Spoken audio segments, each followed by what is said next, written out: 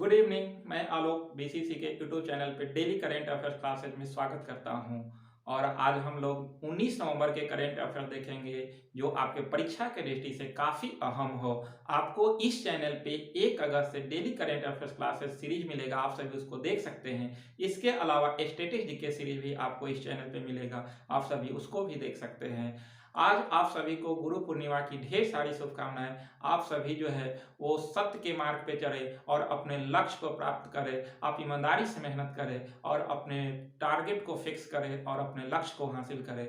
और इसी के साथ आइए आज के जो भी महत्वपूर्ण प्रश्न है उसको हम लोग देखते हैं। लेकिन प्लीज आप सभी इस क्लास को लाइक, सब्सक्राइब और शेयर करते रहें और क्लास का लुत्फ लेते रहें। आइए, 1 नंबर प्रश्न क्या कहता है? तो 1 नंबर कह रहा है कि रेजांग ला स्मारक का उद्घाटन किया। काफी जो है वो महत्वपूर्ण प्रश्न है। रेजांग ला स्मारक का उद्घाटन किया गया आपका राजनाथ सिंह के द्वारा। राजनाथ सिंह अभी हमारे देश के यूनियन डिफेंस मिनिस्टर हैं, केंद्रीय रक्षा मंत्री हैं। इन्हीं के द्वारा रेजांगला स्मारक का उद्घाटन किया गया। ये रेजांगला स्मारक जो है 1962 के चीन के लड़ाई के बाद बनाया गया था, जो लद्दाख में है। ध्यान रखिएगा, ये रेजांगला स्मारक कहां पर है? तो लद्दाख में है। इसकी स्थापना जब चीन ने भारत पर आक्रमण किया था 1962 में, उसी समय युद्ध के पश्चात इसका निर्माण किया गया था, लेकिन इसे फिर आधुनिकीकरण किया गया है। तो इसका उद्घाटन हमारे केंद्रीय रक्षा मंत्री राजनाथ सिंह के द्वारा किया गया। ध्यान रखिएगा, ये रेजांगला स्मारक इसलिए महत्वपूर्ण है कि ये 18,000 फुट के ऊंचाई पर स्थित रेजांगला पर हुए युद्ध में 114 सैनिकों के बलिदान देना पड़ा था। जब चीन ने भारत पर आक्रमण उस समय किया था तो रेजांगला जो था वो 18,000 फीट के ऊंचाई पर था और वहीं से 114 सैनिकों ने अपना महत्वपूर्ण योगदान दिया था। लगभग जो है वो आपका 20 घंटा तक युद्ध करते रह गए थे 18,000 फुट के ऊंचाई से, और अपने अंत समय तक जो है जब तक सांस चला तब तक लड़ा था और इस तरह से अपने बहादुरी के परिचय दिया था। ये रेजांगला पास के पास लगभग 114 सैनिक थे। ध्यान रखिएगा, 114 सैनिक यहाँ पे बलिदान हुए थे और इसके नेतृत्वकर्ता मेजर शैतान सिंह थे। यानी कि इसका नेतृत्वकर्ता कौन थे? तो मेजर शैतान सिंह के नेतृत्व में यहाँ पर ये घटना हुई थी। तो इस तरह से यही रेजांगला स्मारक है और इस बार इसमें 20 लोगों को और जो है जोड़ा गया। जो आप देखे थे कि चीन के साथ झड़प में गलवान घाटी में 20 सैनिक शहीद हुए थे, उनको भी जो है इसमें स्मारक बनाया गया। तो इस तरह से इसका उद्घाटन आपका केंद्रीय रक्षा मंत्री राजनाथ सिंह के द्वारा किया गया। कहां पे? तो रेजांगला स्मारक कहां है? तो लद्दाख में है। ध्यान रखेंगे। अगला प्रश्न है कि Indian film personality of the year 2021, ये आपको जो है वो हेमा मालिनी और प्रसून जोशी को दिया गया। ध्यान रखिएगा, Indian film personality of the year जो है वो हेमा मालिनी और प्रसून जोशी को दिया गया। इसकी घोषणा किसने किया? दिए जाने की घोषणा किया गया है सूचना एवं प्रसारण मंत्रालय द्वारा। सूचना एवं प्रसारण मंत्री कौन है? तो अभी आपका सूचना प्रसारण मंत्री अनुराग ठाकुर हैं। अनुराग ठाकुर के द्वारा जो है ये घोषणा किया गया है। ध्यान रखिएगा, इस बार film personality of the year 2021 किसको दिया जाएगा? तो हेमा मालिनी और प्रसून जोशी को। ये 52वें भारतीय अंतर्राष्ट्रीय फिल्म महोत्सव IIFF जो है वो गोवा में होने वाला है। यहीं पे ये दोनों को ये पुरस्कार दिया जाएगा। ध्यान रखिएगा, गोवा में 52वां भारतीय अंतर्राष्ट्रीय फिल्म महोत्सव होने वाला है। कब? तो दिसंबर में। इसी में हेमा मालिनी को दिया जाएगा। हेमा मालिनी को ड्रीम गर्ल के नाम से जाना जाता है और ये अभी मथुरा से सांसद है। 2014 से ही मोदी कार्यकाल में मथुरा उत्तर प्रदेश से ये सांसद हैं। ध्यान रखिएगा आप सभी। तो इस तरह से ये दोनों को पुरस्कृत किया जाएगा। अगला प्रश्न है कि करतारपुर कॉरिडोर काफी अभी चर्चा में है कि पुनः संचालन हुआ कोविड के बाद जो है वो आपको इसको बंद कर दिया गया था या फिर 370 हटा से लेकर भारत और पाकिस्तान के बीच जो है वो काफी झड़प थे, तो इसी के बीच करतारपुर कॉरिडोर बंद हुआ था, लेकिन फिर से पुनः इसे चालू किया गया है। तो इसलिए चर्चा में आया है ये करतारपुर कॉरिडोर जो है वो पाक के करतारपुर गुरुद्वारा को भारत के पंजाब के गुरुदासपुर जिला से जोड़ता है। तो इस तरह से पाकिस्तान का जो बॉर्डर है उसके 4 किलोमीटर बाद जो है ये करतारपुर है, उसी को जोड़ता है जहां पे गुरु नानक ने अपने मरने से 18 महीना पहले वहां बिताए थे। तो इस तरह से वो आपका गुरु नानक के लेकर काफी महत्वपूर्ण स्थान है। तो वहां जाकर जो है वो सिखों के द्वारा पूजा किया जाता है। तो गुरु नानक देव की 550वीं जयंती 12 नवंबर 2019 को गुरु नानक की जो है वो 550वीं जयंती मनाई गई थी। उसी के समारोह के अवसर पर इसे बनाया गया था। यानी कि करतारपुर कॉरिडोर कब बनी थी? तो 12 नवंबर 2019 को बनी थी, जब गुरु नानक देव का 550वीं जयंती मनाई गई थी। ध्यान रखिएगा, तो 550वीं जयंती के उपलक्ष्य में आपका करतारपुर कॉरिडोर बनाई गई थी, लेकिन इसे फिर बीच में बंद किया गया और पुनः इसे चालू किया गया है। गुरु नानक का जन्म 1469 में तलवंडी के ननकाना जिला में हुआ था। ध्यान रखिएगा, तो तलवंडी के ननकाना में जन्म हुआ था। इनका मृत्यु 1539 ईस्वी में हुआ था। जन्म के अवसर पर कार्तिक पूर्णिमा के दिन गुरु नानक देव जयंती मनाई जाती है। हर कार्तिक पूर्णिमा वर्ष में जब आता है तो उसी दिन गुरु नानक जयंती मनाई जाती है। ध्यान रखिएगा, तो इस तरह से सिख संप्रदाय के पहले गुरु भी आपके गुरु नानक थे और इनके बाद जो है गुरु अंगद या गुरु लेहना प्रमुख बने थे। तो इस तरह से सिख संप्रदाय में आपको पढ़ना है 10 गुरु। अंतिम गुरु गोविंद सिंह थे, जिनका जन्म पटना में हुआ था। ये सब ध्यान रखेंगे आप। अगला प्रश्न है कि स्पीच टू टेक्स्ट का संबंध किससे है? तो ये गूगल पे से है। गूगल पे से आपका संबंधित है स्पीच टू टेक्स्ट। यहाँ पर जो है जो आप लोग सर्च करते हैं, टाइप करते हैं, ये बोल कर जो है वो आपका ये फीचर लाया है कि आप बोल कर जो है काउंट को ऐड कर सकते हैं। तो इसलिए थोड़ा हमको लगा कि अच्छा प्रश्न है, इसलिए दे दिए हैं कि स्पीच टू टेक्स्ट का संबंध गूगल पे से है। यहाँ से आप बोल कर जो है वो आप अकाउंट वगैरह ऐड कर सकते हैं, आप पैसा ट्रांसफर कर सकते हैं। तो इस तरह से ये ध्यान रखेंगे। अगला प्रश्न है कि राशन आपके ग्राम योजना का संबंध मध्य प्रदेश से है और इसका उद्घाटन लॉन्च किया गया प्रधानमंत्री मोदी के द्वारा इसे लॉन्च किया गया है। ध्यान रखिएगा क्या? तो राशन आपके ग्राम योजना, और ये क्या है? तो राशन सामग्री वाहनों द्वारा जो भी राशन सामग्री है वो दुकान से उठाकर जनजाति वर्ग के उपभोक्ताओं तक पहुंचाना है। यानी कि जो भी जनजातीय उपभोक्ता हैं उनके यहाँ तक पहुंचाने के लिए राशन आपके ग्राम योजना मध्य प्रदेश सरकार के द्वारा लाया गया है और इसे लॉन्च किया माननीय प्रधानमंत्री मोदी ने। अगला प्रश्न है कि annual status of the education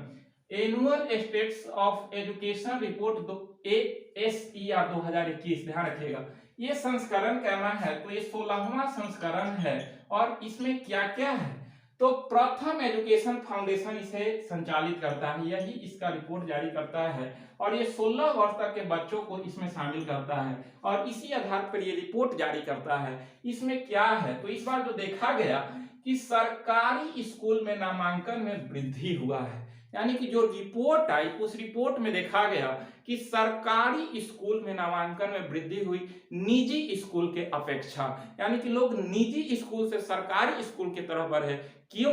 क्योंकि कोरोना के डर से कि अगर थर्ड वेव आएगी तो उस स्थिति में फिर जो है वो निजी स्कूल में पैसा कहां से दे पाएंगे, इसी के लेकर जो है वो सरकारी स्कूल में नामांकन बढ़ा। वो भी उत्तर प्रदेश और केरल में सबसे ज्यादा वृद्धि हुआ है। ध्यान रखिएगा, इस रिपोर्ट में बताया गया कि उत्तर प्रदेश और केरल में आपका सबसे ज्यादा वृद्धि देखा गया।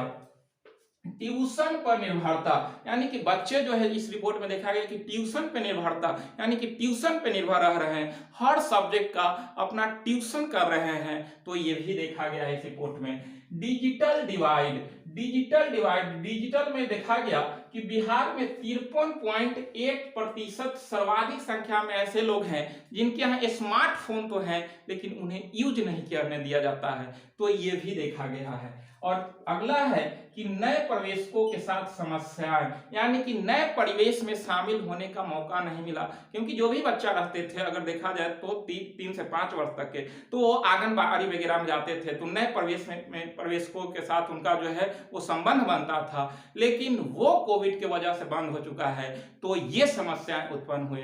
तो इस तरह से ये 4 कारण भी देखने के लिए मिला इस रिपोर्ट में। तो ध्यान रखेंगे कि ये आपका जो है annual states of education report SCR 2021 का ये स्थिति है।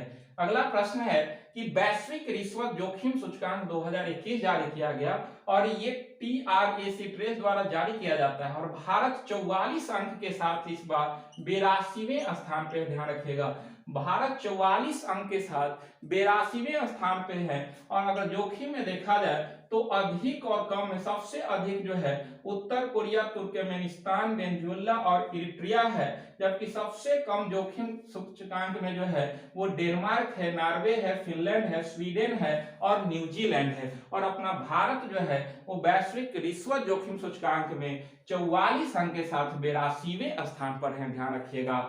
अगला प्रश्न है कि भारतीय अंतर्राष्ट्रीय विज्ञान महोत्सव IISF, इसका जो है वो 7वां संस्करण लॉन्च किया। किसने लॉन्च किया?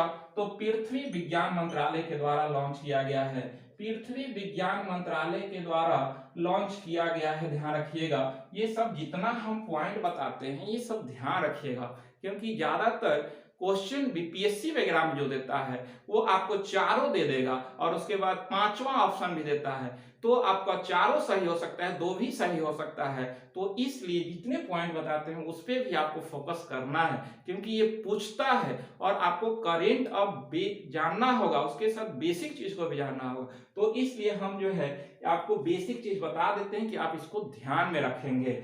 तो 7वां संस्करण, आप क्वेश्चन पूछेगा कि भारतीय अंतर्राष्ट्रीय विज्ञान महोत्सव जो है इसको लॉन्च किसने किया, ये 7वां संस्करण था या 6ठा संस्करण था। तो इस तरह से ऑप्शन 4 को बनाकर 5वां ऑप्शन जो है इनमें से 2 या 2 से अधिक, फिर इनमें से कोई नहीं, कुछ भी कर सकता है। तो इस तरह से अगर BPSC की तैयारी करते हैं तो आपको जो है ये पॉइंट पे भी फोकस करना है। तो 7वां संस्करण लॉन्च किया, इसका थीम क्या है? तो समृद्ध भारत के लिए विज्ञान, समृद्ध भारत के लिए विज्ञान इसका थीम है। IISF का आयोजन विज्ञान भारती के सहयोग से, विज्ञान भारती के सहयोग से पृथ्वी विज्ञान मंत्रालय, विज्ञान एवं प्रौद्योगिकी मंत्रालय और जैव प्रौद्योगिकी विभाग के द्वारा किया जा रहा है। इसकी शुरुआत 2015 में हुआ था, ध्यान रखिएगा, और इसका आयोजन इस बार 10 से 13 दिसंबर 2021 को गोवा में होगा। तो इस तरह से ये 7वां संस्करण है, आप ध्यान रखेंगे। अगला प्रश्न है कि भारत का पहला मत्स्य पालन व्यवसाय, भारत का पहला मत्स्य पालन व्यवसाय इंक्यूबेटर लॉन्च हुआ कहां पर? तो गुरुग्राम में लॉन्च हुआ है, ध्यान रखिएगा, गुरुग्राम हरियाणा में, गुरुग्राम हरियाणा में ये लॉन्च हुआ है। और ये केंद्रीय पशुपालन एवं डेयरी मंत्री पुरुषोत्तम रूपाला ने लॉन्च किया है, यानी कि पुरुषोत्तम रूपाला अभी आपके केंद्रीय पशुपालन एवं डेयरी मंत्री हैं, इन्हीं के द्वारा भारत का पहला मत्स्य पालन व्यवसाय इंक्यूबेटर लॉन्च किया गया है, जिसमें प्रधानमंत्री, जिसके अंतर जो है वो हिमाचल प्रदेश, बिहार, गुजरात और महाराष्ट्र के 10 इंक्यूबेटरों को पहचाना गया, इसमें शामिल किया गया है। और इससे पहले जो है वो मत्स्य पालन व्यवसाय को बढ़ाने के लिए प्रधानमंत्री मोदी जो है वो प्रधानमंत्री मत्स्य संपदा योजना 10 सितंबर 2021 को लॉन्च किया था, जिसमें आपका ई गोपाला योजना भी शामिल था और ये बिहार से शुरू किया गया था। तो ये हम पीछे भी वीडियो बता चुके हैं। तो इस तरह से ध्यान रखिएगा, इस बार जो है वो गुरुग्राम हरियाणा से शुरू किया गया है। क्या? तो भारत का पहला मत्स्य पालन व्यवसाय इंक्यूबेटर लॉन्च हुआ है। अगला प्रश्न है कि विश्व मधुमेह दिवस कब मनाया जाता है? तो 14 नवंबर को हर वर्ष विश्व मधुमेह दिवस मनाया जाता है। इसी को डायबिटीज बोला जाता है या चीनी बोला जाता है। तो ये बीमारी जो होता है वो आपका इंसुलिन के कमी से होता है, आपका इंसुलिन के स्रावन अग्न्याशय से, पैनक्रियाज से होता है, और अगर अधिक इंसुलिन की स्रावन होगा तो ग्लूकोज की मात्रा घटता है, लेकिन इंसुलिन कम स्रावित होगा तो ग्लूकोज की मात्रा बढ़ जाती है। वैसी स्थिति में हमारे शरीर में शर्करा की मात्रा बढ़ेगी और आपका जो है चीनी या मधुमेह या डायबिटीज रोग हो जाती है। तो ये पैनक्रियाज से प्रभावित होने के कारण ये जो है वो बीमारी होती है मधुमेह, तो ये ध्यान रखेंगे आपकी जो है वो इंसुलिन के कमी से मधुमेह होता है और इंसुलिन के अधिकता से हाइपोग्लाइसीमिया नामक रोग होता है। क्योंकि अगर आपका इंसुलिन ज्यादा स्रावित होगा तो ग्लूकोज घटेगा, तो शरीर में कमजोरी होती है, इसी को हाइपोग्लाइसीमिया रोग कहा जाता है। और अगर अधिक इंसुलिन स्रावित हो जाता है तो फिर जो है वो कम स्रावित होगा तो शर्करा या ग्लूकोज की मात्रा बढ़ जाती है और इससे आपका डायबिटीज बीमारी होती है। तो ये अग्न्याशय से ही होती है, क्योंकि अग्न्याशय के बीटा कोशिका से इंसुलिन का स्रावन होता है और आपका जो है अग्न्याशय के अल्फा कोशिका से ग्लूकेगॉन नामक हार्मोन का स्रावन होता है। तो ये सब ध्यान रखेंगे, बायोलॉजी का बेसिक प्रश्न है। तो ये सब इतना हम बताएं, ये सब आप जो है वो देखें और पीछे का भी वीडियो देखते रहें, क्योंकि वो सारे वीडियो आपके परीक्षा की दृष्टि से काफ़ी अहम है और ये भी वीडियो आपके लिए महत्वपूर्ण है, आगे भी आएंगे। तो आप सभी देखें, क्लास को फॉलो करें, शेयर करते रहें और आनंद लेते रहें। तो आज यहीं तक, मिलते हैं नेक्स्ट वीडियो में। आप सभी को बहुत बहुत धन्यवाद।